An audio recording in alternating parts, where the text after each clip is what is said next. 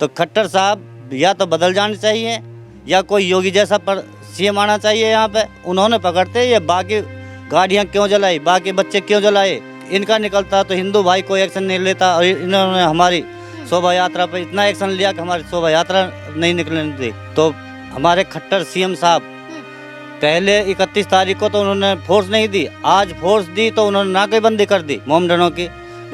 मुहर्रम हुए, ताजिया हुए, प्रशासन नहीं थी तो हम वैसे ही घुट गए इनके बीच में। जो हमारी 31 तारीख को शोभा यात्रा निकली थी उसमें इन्होंने पत्थरबाजी करी, गोलियां भी चलाई, गाड़ियां भी जलाई।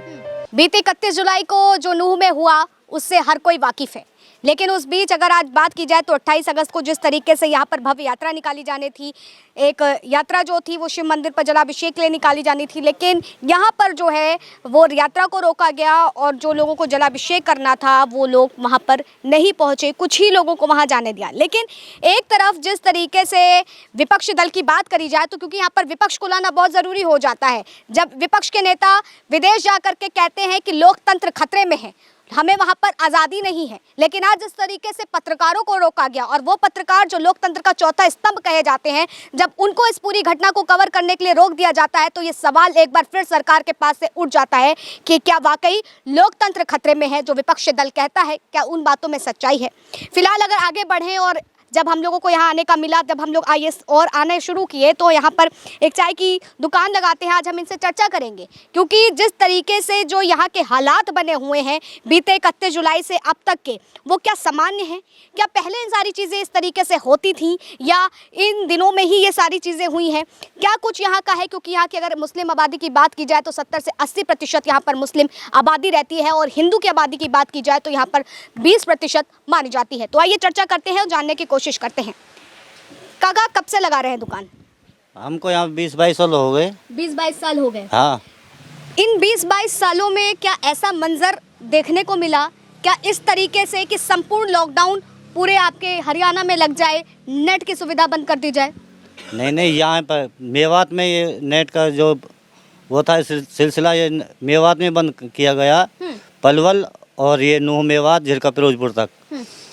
जो हमारी 31 तारीख को शोभा यात्रा निकली थी उसमें इन्होंने पत्थरबाजी करी, गोलियां भी चलाई, गाड़ियां भी जलाई और हमारी शोभा यात्रा पूरी निकलने दी और ना उन्होंने जल चढ़ाने दिया। उसके बाद में अब जो 28 तारीख आई है, आज 28 तारीख है, 28 तारीख को जो शोभा यात्रा निकलने वाली थी तो हमारे खट्टर सीएम साहब पहले 31 तारीख को तो उन्होंने फोर्स नहीं दी, आज फोर्स दी तो उन्होंने नाकेबंदी कर दी। ये नाकेबंदी क्यों करवाई? जब हमारे यात्री बाहर के थे वो ही नहीं आ सके, वो जल नहीं चढ़ा पाए तो क्या फ़ायदा इस शोभा यात्रा का? हमारी शोभा यात्रा अब भी पूर्ण नहीं हुई। एक शहर के लोगों ने बस जल चढ़ाया, बाहर की दूसरे ना तो गाँवों का आ सके ना दूसरी जगह से आ सके। अपने राजस्थान से भी आने थे, पंजाब से भी आने थे, कोई बच्चा भी नहीं आया। सब बॉर्डर सील कर दिए, नाकेबंदी कर दिए।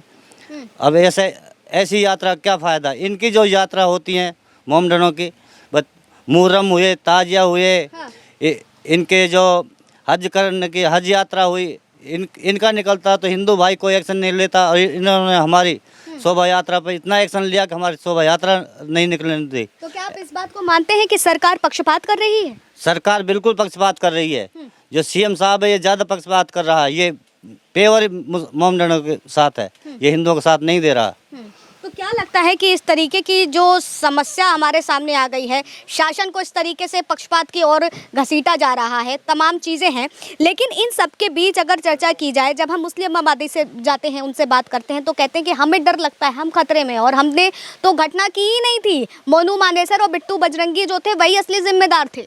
जब मोनू मानेसर और बिट्टू बजरंगी कसूरवार थे तो उन्होंने पकड़ते ये बाकी गाड़ियाँ क्यों जलाई, बाकी बच्चे क्यों जलाए, ये गोलियां क्यों चलाई, यहाँ मंदिर क्यों तोड़े गए, ये ऐसी हरकत क्यों करी इन्होंने? दोनों को अरेस्ट कर लेते, आम पब्लिक पे क्यों आ चाहिए? भाई ऐसा नहीं होना चाहिए ना जैसे उन्होंने किया है। लेकिन क्या आप मानते हैं कि ये संपूर्ण एक समुदाय की आप गलती देखते हैं या शासन प्रशासन की चूक भी देखते हैं? नहीं, शासन प्रशासन की चूक है ये। शासन प्रशासन की चूक यूँ है कि जब ये शोभा यात्रा निकलने वाली थी 31 तारीख को तो खट्टर साहब कहीं और जगह अपना प्रोग्राम रख दिया, जितनी प्रशासन थी सारी उसी के साथ लग गई। जब उसी के साथ लग गए तो यहाँ हमारा बचाव कौन करेगा, कौन साथ देगा? हिंदू भाइयों को तो प्रशासन ही साथ देगी। मोमडन तो यहाँ पर 80% हैं और हमें है जो 20% यहाँ पे, तो हमारे तो कुछ पार नहीं बसाती नहीं इनका आगे, ना हमारी यात्रा को निकलने देते। हम तो पूरी दबाव में हैं इनके बीच में। अगर बात की जाए तो नूह और उसके आगे चल करके जब एक गांव पड़ता है उसको मिनी पाकिस्तान के उससे लोग बात कहते हैं, उस बात से आप कितना सहमत हैं? क्या कुछ ऐसा है, सही में ऐसा है कि या ज़्यादा आबादी के कारण, मुस्लिम आबादी यहाँ पर ज़्यादा होना, एक समुदाय की आबादी ज़्यादा होना, इस वजह से इस तरह की बातें निकल करके सामने आती हैं? नहीं, ये जो मोमडनों की ज़्यादा आबादी है इसी की वजह से मिनी पाकिस्तान बन रहा है, और कोई बात नहीं है। जब इनका जोर यहाँ पे ज़्यादा है तो ये मिनी पाकिस्तान बनना ही है। यहाँ तो ये पाकिस्तान के नारे लगाते हैं, पाकिस्तान जिंदाबाद, पाकिस्तान जिंदाबाद, खाते हिंदुस्तान का और नारे लगाते हैं पाकिस्तान का। क्यों लगाते हैं भाई? ये हिंदुस्तान का नारा क्यों नहीं लगाते? भारत माँ की जय क्यों नहीं बोलते? ये पाकिस्तान का नारा क्यों लगाते हैं? पाकिस्तान जिंदाबाद, हिंदुस्तान मुर्दाबाद, ये ऐसा नारा लगाते हैं। क्यों लगाते हैं भाई? जब हिंदुस्तान में रह के हिंदुस्तान की बात नहीं करते, इनके मदरसे में जाते हैं तो बच्चे इन पे ना तो गायत्री मंत्र आता है, ना इन पे देशभक्ति गीत आता है, जनगणना आती है, कुछ नहीं आता उन पे। ये क्या कारण, ये क्या शिक्षा देते हैं अपने मदरसों में? आज शासन ने जो रोक लगाई है, क्या ये आपसी जो भाईचारे की एक बात धरातल से निकल करके ऊंचाई तक जाती रही है कि भारत है, यहाँ पर सर्वधर्म के लोग यहाँ पर रहते हैं, उसमें कहीं ना कहीं कटाच भरने की कोशिश की गई है? हाँ बिल्कुल कटाच भरने की कोशिश करी है जी। अब कटाच नहीं होती फिर ये काम नहीं होता। हमारी शोभा यात्रा पूरी निकलती। शोभा यात्रा पूरी कैसे होएगी जब सारी जगह चारों साइड से नाकेबंदी कर दी, दूसरे गांव का भी नहीं आ सकता नूह शहर के अंदर है? हमारे गांव के भी अगर जल चढ़ाने आते तो कैसे आए? सभी जगह सील कर दिए इन्होंने, बॉर्डर लगा दिए। ऐसा कहा जाता है कि आज से 3 दशक पहले एक बार ऐसी नूह में घटना घटित हुई थी जब मंदिर और मस्जिद को लेकर के विवाद छिड़ा था। उसके बाद से ऐसा माना जा रहा है नूह की सबसे बड़ी घटना ये जो जल अभिषेक के लिए जो यात्रा जा रही थी, इस पर जो आगजनी का शिकार जिस तरीके से हुए, इसको देखा जा रहा है। क्या ऐसी कोई बात आपने सुनी है कि 3 दशक पहले इस तरह की कोई चीज़ें हुई हैं? नहीं, ऐसी इनसे पहले कोई ऐसी घटना नहीं हुई। ये अभी 2 बार हुई है। इससे पहले 92 में हुई थी, 92 के बाद में कोई ऐसा नहीं। 92 के साल में हुआ तो 20-30 साल पीछे और गया देश।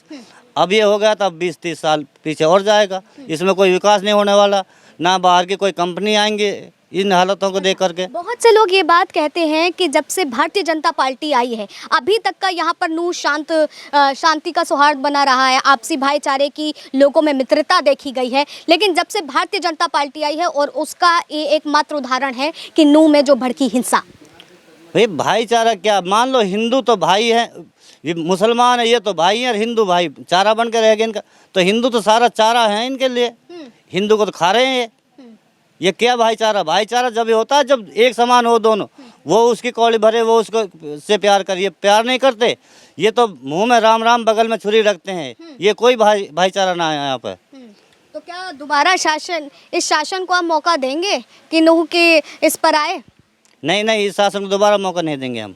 हाँ, कैसे मौका दें? केवल मतलब कि इस पार्टी से दिक्कत है या खट्टर साहब से दिक्कत है? हमको खट्टर साहब से दिक्कत है, पार्टी से दिक्कत नहीं है। हाँ। पार्टी से तो हम 40-45 साल पहले से जुड़े हुए हैं बीजेपी से। हाँ। लेकिन जो हमारा सीएम बना इससे दिक्कत है। ये हमारा साथ नहीं दे रहा। कैसे? ना तो प्रशासन देता, अब के प्रशासन दिए तो नाकेबंदी कर दी। पहले प्रशासन नहीं थी तो हम वैसे ही घुट गए इनके बीच में। तो खट्टर साहब या तो बदल जाने चाहिए या कोई योगी जैसा सीएम आना चाहिए यहाँ पे। हमको खट्टर साहब नहीं चाहिए। अगर खट्टर साहब रहा तो हम इनके लिए वोट नहीं देंगे। अच्छा, तो मतलब आप इस जगह पर सीएम योगी को सबसे अच्छा और बेहतर बताने का प्रयास कर रहे हैं कि सीएम योगी यूपी के जो मुख्यमंत्री हैं वो ज़्यादा बेहतर है खट्टर साहब? हाँ बिल्कुल, सीएम योगी है जो, वो बहुत बेहतर है, बहुत बढ़िया वो है, किसी का बुरा नहीं करता, बहुत अच्छा ही अच्छा करता है वो।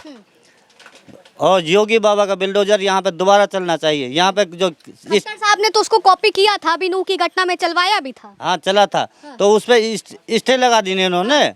वो स्टे क्यों लगी? हाँ। भैया ये तो अपने कानून पे स्टे नहीं लगाते, हमारे उस पर हरे पे स्टे लगाते थे। ऐसा क्यों हो रहा हमारे साथ में? क्या हम कम है इसलिए? क्या हम इनसे कमजोर है इसलिए स्टे लगा दी इन्होंने? ऐसा नहीं होना चाहिए। तो हमारे साथ हम चाय की दुकान पर मौजूद थे जहां पर एक शख्स हमारे साथ जुड़े, काका जुड़े अगर कहा जाए। लेकिन इस बीच अगर बात की जाए और चर्चा की जाए तो लोगों के मन में किस तरीके से कटाक्ष भरी जा रही है। कहते हैं कि गलत एक होता है और सजा सबको भुगतनी पड़ती है, और शायद आज ये यहीं पर सवाल खड़ा हो रहा है। सवाल खड़ा हो रहा है सीएम खट्टर साहब पे, उनकी उनके जो क्रियाकलाप है, कार्य करने की जो शैली है, सवाल उस पर खड़ा हो रहा है। लेकिन ये सवाल सबसे बड़े ये हैं कि क्या ये आपसी भाईचारे को खत्म कर देंगे? लोगों में जो जहर पनप रहा है, क्या इसकी कटाक्ष कभी हो भी पाएगी, या इसी तरीके से दंगे फसाद के चले भारत के हर एक अंग में जलता रहेगा और उस आग में झुकता रहेगा?